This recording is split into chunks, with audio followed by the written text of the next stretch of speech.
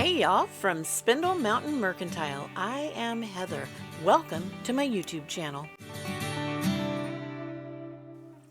Y'all, look what I found in the $5 section at Dollar Tree. I was so excited I bought two white ones. On this one, we're adding Iron Orchid Designs molds. The molds we're using are Cameos, Trimmings 3, and Primitive. And for this project I want quality clay that will not crack, so we're using IOD's air dry clay. No matter the size or shape of the mold I'm working with, I like to use one continuous piece of clay. That keeps its integrity, and when it's dried it keeps it from cracking or breaking. When I'm working with an oblong mold, to get one continuous piece, I like to roll the clay between my hands. Now that's really hard for me to do right now because what you can't see behind the scenes is this ginormous sling I'm wearing on my right arm that's on top of this brace wedge thing. I'm recovering from rotator cuff surgery, so it's really hard for me to lean forward. Now I have been given permission from my doctor to use my hand, so I can do anything that I don't feel above my elbow. It's just really hard to get my hands together on the screen so you can see what I'm doing. So if there's times where I'm off the camera view, I really apologize, but thank you so much for sticking with me. That's so appreciated. So here I'm trying a different method. I'm rolling it out on the table, but unfortunately this little table is much too wobbly for that. So I just put it in my left hand and I squeezed it, and that worked pretty good. You can see as I push the clay with my thumb across the mold, it fits all the way. And then I can just simply take my finger and rub across the top, and there's a little micro rim that goes around every IOD mold, and it helps kind of like just cut the clay off. It's super awesome. I've never used IOD molds without first putting cornstarch in the molds, and that helps the clay release. But I heard that one of the IOD sisters doesn't do that, so I thought, well, I'll try it. And you guys, it worked so good. I did have to just kind of gently nudge some of the molds to come out, but they released perfectly.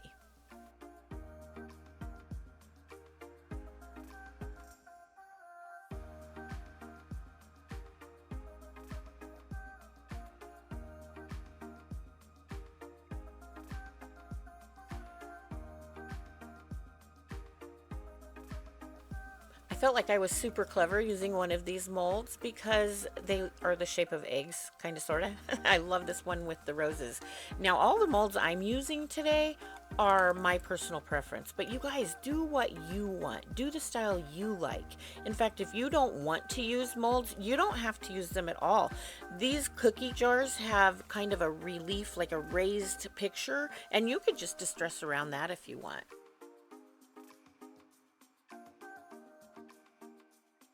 It's super important to make sure when you're done using your clay, you bag it up.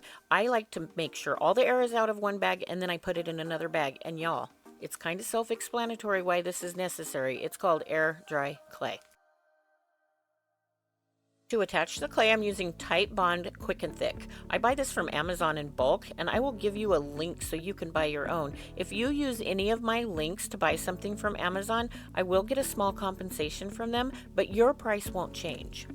I keep two bottles of Titebond open, one that I cut further down on the nozzle so that it has a wide opening, and then one for smaller pieces of clay like this one that I cut just at the top so it has a very narrow opening. I put the glue all the way across the clay and then I rub it on with my finger. You don't want too much or it will squish out the sides and that just looks ugly. To attach the clay, I take a piece that has the glue smeared on it and then I put it exactly where I want it on the object. I then give it firm pressure over the entire piece. Now I go back and look at the edges, and if there is space between the object and the clay, I know that's where I have to apply more pressure around that edge. And I just follow along the whole edge, making sure that there's no air or space there. You don't press too hard because if you do, you'll mess up your mold. You don't want a mushed mold.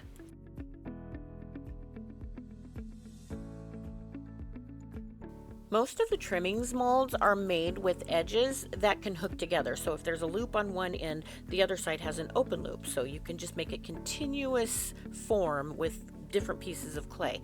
This one I did have to just pinch off a little bit, but it was super easy. On one side where there was an oval bump, I went around it and took some off, and on the other side I took the bump out of the inside. I hope that makes sense. In my head, it kind of almost did.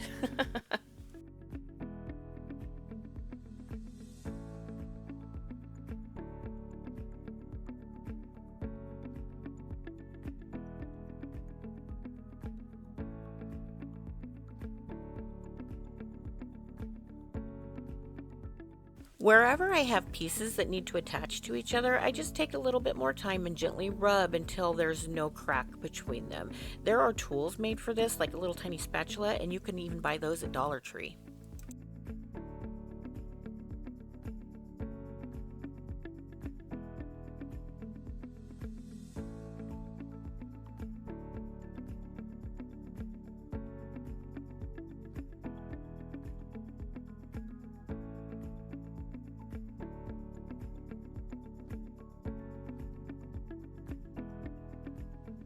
I'm going to speed this up a little bit so that you don't have to watch the whole drawn out process in long form over and over again. And if there's anything I think you might want to know during that time, I'll pop in and tell you.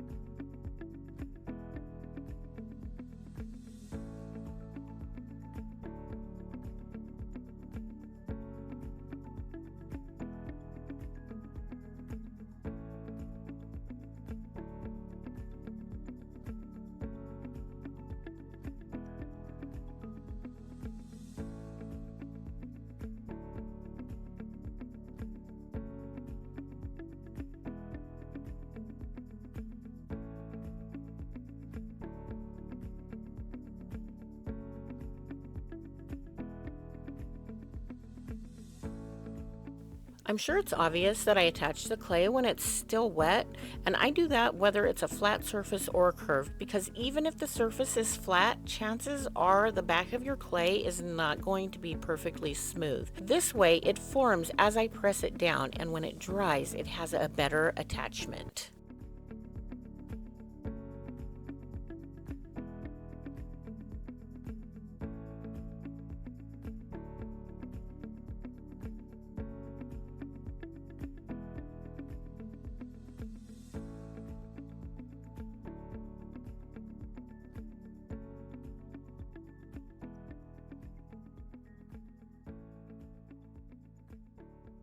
It pays to have friends in all the places. My friends Danny and Shane always look for deals when they're out and about, and they found this spray paint for $1 a can. They bought me all the cans. I took the cookie jar outside and sprayed it with the color cast iron black. I don't like to wait, so I sprayed it while the clay was still wet, and I do that all the time. I never have a problem with it. The next morning, when the clay and the paint are 100% dry, I add a coat of Debbie's DIY chalk paint. Chalk paint does have to be sealed. It is heavily pigmented, so sometimes you can get away with just one coat. I rarely have to do 3 though. Even white on black goes on really well. In the description, I will leave a link to Debbie's DIY webpage. Any of the products I've used here are from her. You can buy through that link, and I will get a small little thank you compensation, but your price won't change. Because I don't want a smooth surface, I'm not concerned about brush marks or streaks. In fact, I want a little bit more. If you want it to be smooth, you can use a different kind of brush with maybe a natural bristle that has a smooth edge, and you can use a mister to spray water on the paint as you're painting it. Not a lot, just a mist, not a sprayer. And it helps make it really smooth. Oh pooh, I forgot to take the price tag off. I'll worry about it later, or I'll give it to my sweet husband. He's a details guy. Once the entire cookie jar was covered with the second coat of paint, I went back with a small paintbrush to make sure all of the nooks and crannies and crevices were filled in. Now, speaking of nooks and crannies and crevices, I am trying to be my true authentic self in these videos. And I want you guys to know I actually decorated 2 cookie jars, but I truly hated the other one. I did it in decoupage and I'm not that experienced yet to cover something with so many nooks and crannies and crevices, even without the molds. So I am authentically going to take it apart and redo it. You can see a picture of it in the cover photo, and I think there's going to be one at the end of the video. But I am going to try it again, and you guys, if you mess up on something, don't be afraid to try it again. That's your first step to getting it done the right way. I'm throwing this in to show you what the surface looks like when you add salt wash to your paint. It's an additive that makes it not smooth. I wish I would have thought of that for this cookie jar, but guess what? As it turns out, I now have another cookie jar with which I can try this technique. Because chalk paint can be reconstituted with water, you can distress it with a wet rag or a wet wipe. I like to use a wet rag and I just rinse it out every once in a while so that the paint won't go back on the part that I just wiped off. To make sure the color underneath the top coat shows when you rub off the top coat, you want to make sure that bottom coat is sealed or it's a paint that has sealer in it. Otherwise, when you wipe off the paint with the wet towel, it will go all the way down to the object itself.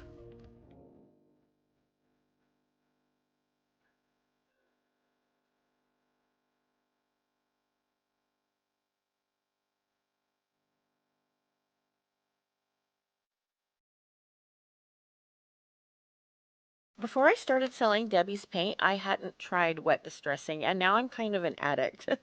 I just love it. It makes me feel like, I don't know, it's kind of like I'm more of an artist because I get this really different look from doing something so easy. It's like instant gratification and a job well done. When I'm doing this process, I don't just go over the molds. I like to go over the smooth parts too. I just try to figure out if somebody had bumped it or if it got scratched in packaging. Where would those bumps and scratches be?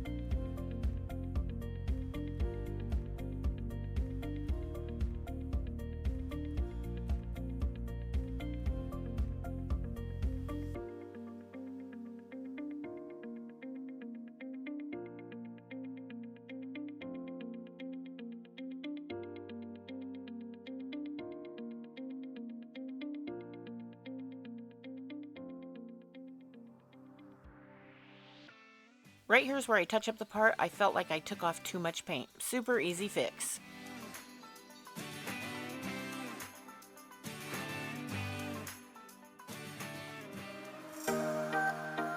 To seal this project, I'm using Big Top from Debbie's DIY.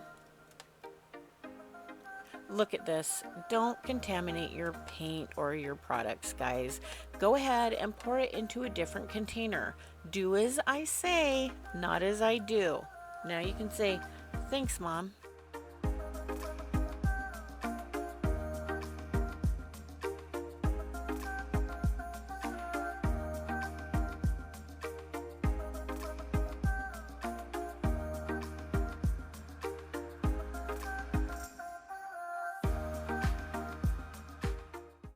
This product is truly amazing. I watch a lot of YouTubers that sell other paint brands, and even they use Big Top.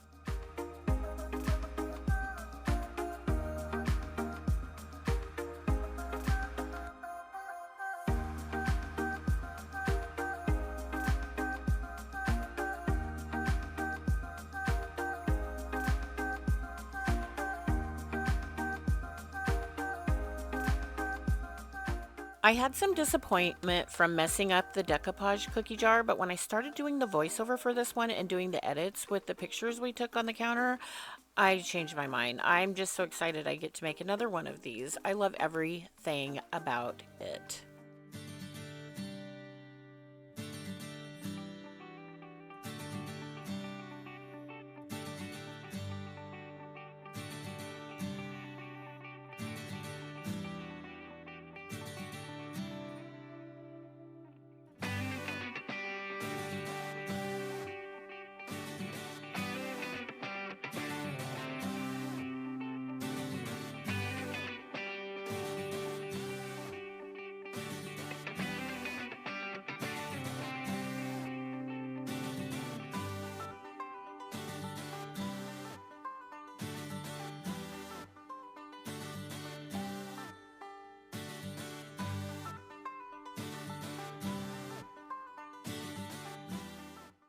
So what did y'all think? Would you help my channel grow by telling me what you thought in the comments? I sure would appreciate it. Also, if you'd give me a thumbs up if you liked it, that'd be great. And of course, subscribing really makes my channel grow fast.